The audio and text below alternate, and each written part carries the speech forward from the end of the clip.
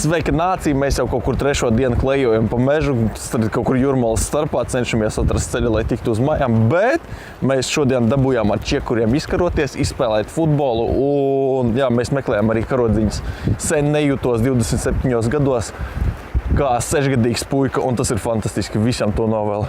Jā, par nedēļā paveikto, ko mēs puspējām paveikt pa nedēļu? Pa nedēļu mums nāca tā, ka mums dizaineri gan atnāca, gan aizgāja prom, bet tas nekas. Tā bija pieredze, ka mēs sapratām, ka filma ir kreatīvs process, kurā mēs īsti nevaram uztaisīt plānu kā tādu. Tur viss notiek attiecīgi. Radoši, neparedzami. Un jā, tomēr nevar izskaidrot visas gājienas, kā viņi visi izvērtīsies. Un kas būs nākamais solis?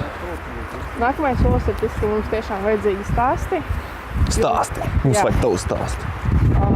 Stāstis man vajag, lai tu man iedvesmo uz scenāriju uzrakstīšanas. Mums vajag tāpēc tavu stāstu. Savādāk ir ideja, bet nav piepildījuma idejai. Un vēl uz beigām, ko mēs vēlamies uz beigām? Jā, uz beigām mēs tomēr nākamnedēļ pacentīsimies atrast interesantu cilvēku, kas mums palīdzētu ar intervijām. Un, ja ļoti talantīgi cilvēki būs un vēlēsies attīstīties, protams, arī filmēšanas komandai pievienosim.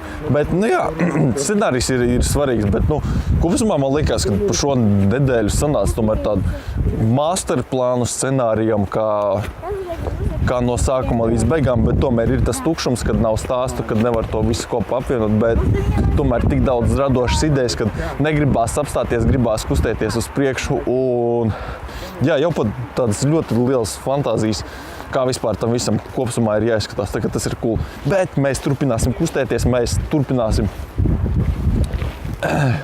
mēs aiziesim tagad nākamajā solī.